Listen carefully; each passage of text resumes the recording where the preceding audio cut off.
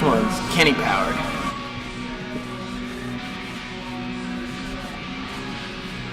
This is a real Boss 9, 1970. Numbers matching car.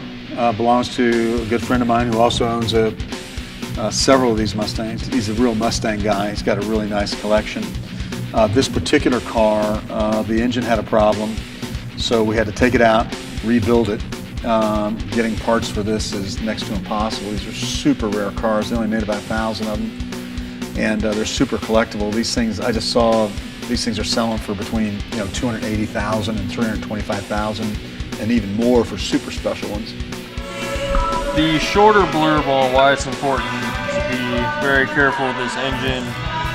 One, the rarity of it, breaking stuff would be bad. But two, it's trying to preserve a piece of history, so we want everything to be just how it was when it left the factory. So anyway, the engine is a monster. They were trying to get this engine legal for NASCAR, and they did them for about 2 years, and then NASCAR outlawed the Hemi, which this is a hemispherical engine, so it was also outlawed. And so the engine never really got developed like many of the other Ford racing engines. So this kind of became an orphan, super rare. The parts to it are super expensive. A block, if you were to find a block, probably about $9,000 or $10,000 for a bare block. Set of heads, another $6,000, $7,000. All the parts on this are super rare. So we went to the trouble of, the water pump, someone had replaced it with an aftermarket water pump, and so we found a correct casting number water pump, rebuilt that, and then installed it on the engine. And we've got to do some labeling and put some markings on it so that it matches the way it would have came from the factory. And then it'll be back on the road again. Super cool piece. It's a real privilege to get to work on something like this. God, I love my job. Set the timing real quick, and then we're going to break into the end. All right, start it up.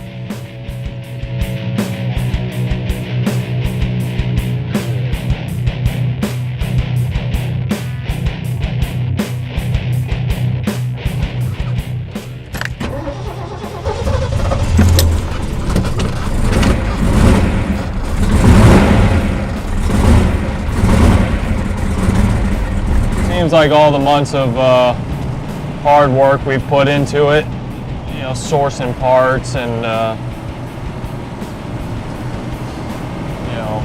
being tedious labor trying to get everything just right. It's finally paying off now. She's back on the road and everything seems to be running just fine. Temperature's coming up right to where it needs to be. Still got good oil pressure. She's running good. She's not making any weird noises, just picking up some road debris, but